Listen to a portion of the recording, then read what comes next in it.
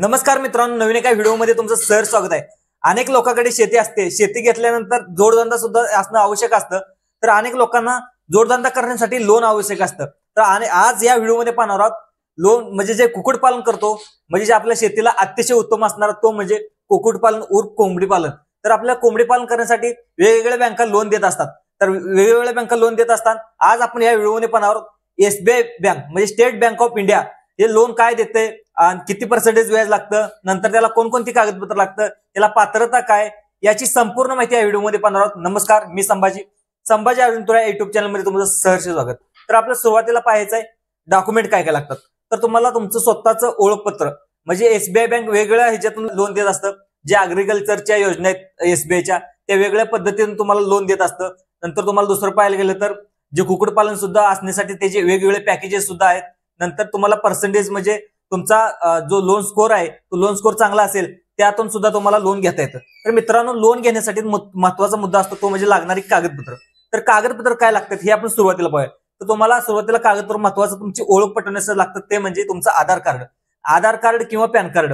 ओळख पटवण्यासाठी हे लागतं आधार कार्ड आणि पॅन कार्ड। तर दुसरी गोष्ट लागते म्हणजे तुमचं बँक पासबुक। तर बँक पासबुक तुमचं संपूर्ण झेरॉक्स लागतात म्हणजे तुमचा सिबिल स्कोर चेक करण्यासाठी ते तुमचं लागतं म्हणजे एसबीआय अकाउंट असलेलं सिबिल स्कोर।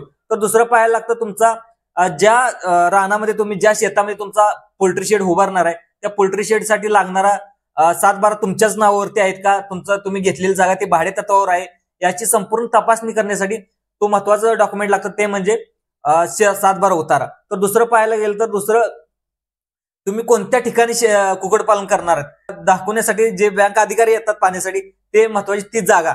तर मित्रांनो, हे झालं जागेचा पुरावा म्हणजे कुठलेही जागा घेतले भाड्या तत्वावर घेतले का कोणत्या घेतले याची संपूर्ण माहिती चौकशी करण्यासाठी ज्या बँक अधिकाऱ्याला डॉक्युमेंट लागतात ते याच्याबद्दल माहिती दिली।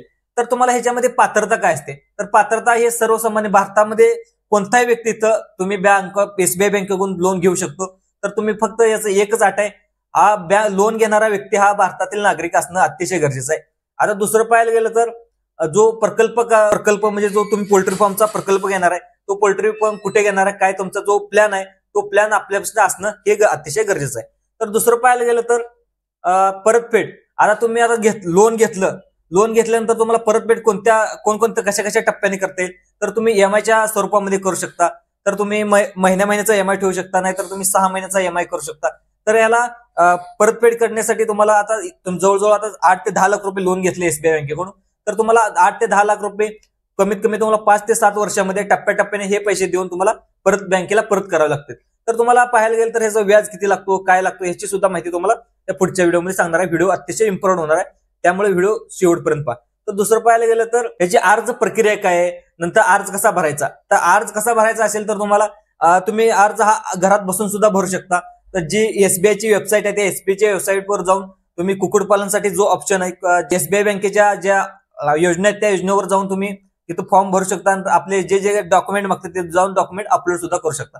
नंतर तुम्हाला तिथं आपल्याला मोबाईलमध्ये काय समजत नसेल, आपल्या लॅपटॉपमध्ये काय समजत असेल, जिथं आपल्या आसपासच्या गावाजवळ जी आपली स्टेट बँक ऑफ इंडियाची जी शाखा आहे तिथं जाऊन सुद्धा तुम्ही तिथं बँक अधिकारी नंतर जे ग्राहक सेवा केंद्र असतं तिथं जाऊन सुद्धा तुम्ही अर्ज कसा करायचा, कोणकोणते डॉक्युमेंट लागतात याची माहिती सुद्धा तुम्ही त्या ग्राहक सेवा केंद्राशी जाऊन त्याचे अधिकारी जाऊन तुम्ही चर्चा करू शकता।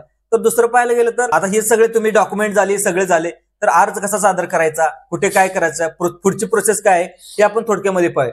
तर तिथे तुम्ही जाऊन शाखेमध्ये भेट जायचं, संपूर्ण डॉक्युमेंट तिथं तुम्ही घेऊन जायचं, काय आधार कार्ड, पॅन कार्ड, 7/12 उतारा, नंतर बँक पासबुक, नंतर जो इतर काय डॉक्युमेंट आहेत ते तुमचा कुठं फॉर्म करणार आहे, तुमचा प्लॅन काय याच्याबद्दल संपूर्ण डॉक्युमेंट तिथे घेऊन जायचं।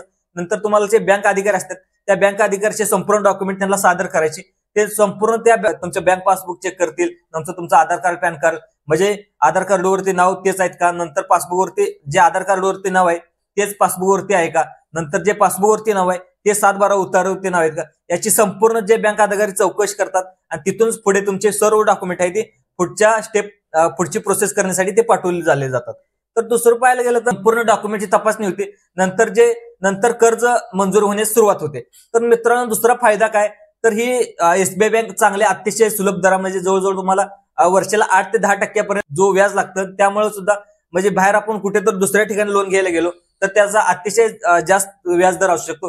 तर स्टेट बँक ऑफ इंडिया ही अतिशय कमी दिली जाणारी बँक आहे. तर मित्रांनो दुसरं पाहायला गेलं तर वेगवेगळ्या या एसबीआय बँकेच्या स्टेट बँक ऑफ इंडियाच्या वेगवेगळ्या कृषी योजना सुद्धा आहेत. कृषी पंप योजना, नंतर नंतर बाग लावायच्या बागेच्या योजना, वेगळ्या म्हणजे अनेक योजना ह्या कृषी विभागाच्या स्टेट बँक ऑफ इंडियाच्या आहेत. त्यामुळे तुम्ही ह्याच्या कुक्कुटपालनासाठी लोन घेतलं तर ह्याच्या व्यतिरिक्त दुसरं गाय पाळण्यासाठी, म्हैशी पाळण्यासाठी वेगळ्या योजनेसाठी एसबीआय बँकेतून तुम्ही लोन घेऊ शकता. तर दुसरं पाहायला गेलं तर ह्याचं तोटं काय, तर तोटं काय, आता मला मित्रांनो फायदा काय, तुम्ही सुरुवातीला आपल्याकडे बजेट नसतं, थोडेसे आपली रक्कम असते आणि म्हणजे अनेक बँकाकडून आपण लोन घेऊन आपण बिझनेस चालू केलेला असतो. पण बिझनेस चालू केल्यानंतर ह्याचे तोटे काय हे सुद्धा आपल्याला माहित असणं अतिशय गरजेचं आहे. तर महत्वाचा तोटं काय, तर तुम्हाला व्याजदर हे जास्त असतो. तुम्ही वेळेत त्याचं व्याज न फेडलं, नंतर तुम्ही जो हप्ता असतो हप्ता तो वेळेत नाही दिला तर व्याजाला व्याज लागणं चालू होते आणि त्यामुळे एक वेगळं दडपण आपल्यावरती येण्यास सुरुवात होते. त्यामुळे वेळेवर हप्ते फेडले तर तुम्हाला तुमचा सिव्हिल स्कोअर सुद्धा चांगल्या प्रकारे राहतो आणि व्याजदर तुम्ही दिलं तर जो पुढचे SBI bank, state bank of India आपल्याला लोन देणार असते ते सुद्धा वेळेत तुमचा बँक द्यायला तयार असते. त्यामुळं वेळेत हप्ते फेडणं हे अतिशय महत्वाचं असतं. तर कधी कधी आपला व्यवसाय असे वेगवेगळे सण उत्सव येतात, आपला पोल्ट्री फार्म सुरू केलेला असतो, त्यावेळेस तुमचं दर पडले जातात आणि जो हप्ता द्यायचा असतो तो हप्ता देण्यासाठी आपल्याला वेगळंच दडपण आलेलं असतं. त्यामुळं एक व्याजदर देणं, त्यामुळं आपला सिव्हिल स्कोअर सुद्धा खराब होतो. दुसरं पाहायला गेलं तर अनेक गोष्टी आपण बँकेमध्ये घाण ठेवलेल्या असतात. घाण ठेवल्यानंतर आपले जे पैशाची परतफेड न झाली, हप्ते तटले, सगळ्या गोष्टी झाल्या, नंतर आपला व्यवसाय डबघाईला आला, आपला व्यवसाय जो प्लॅन आहे तो प्लॅन सक्सेस नाही ठरला पोल्ट्री फार्मचा, नंतर अनेक हवामान असेल, हवामानचा नंतर पाऊस असेल, जे आता आपलं नेचर पाहतो वेगवेगळ्या गोष्टी असतात, त्याला आपलं तोंड देणं अतिशय गरजेचं असतं. त्यामुळे एक बॅकअप ठेवणं एक अतिशय गोष्ट असते आणि वेगवेगळ्या गोष्टी आपण बँकेत ठेवलेला असतो आणि आपण पैशाची बँकेची परतफेड न केली तर ज्या गोष्टी आपण घाण ठेवल्या, 7-12 उतार लिहून दिलेला असतो, नंतर वेगळ्या मौल्यवान वस्तू असते ते आपण बँकेत ठेवलेला असतो, त्या बँकेत ठेवल्या नंतर आपण पैशाची परत नाही ठेवली तर ते जे बँकेला संपूर्ण अधिकार असतात, जे आपण पैशाची व्यवस्थित परतफेड नाही केली तर ते जप्त करण्याचा संपूर्ण अधिकार हा तो बँकेचा असतो. त्यामुळं ते एक धोका असतो. आपण वेळेवर पैशाची परतफेड न केल्यास तो एक धोका असतो.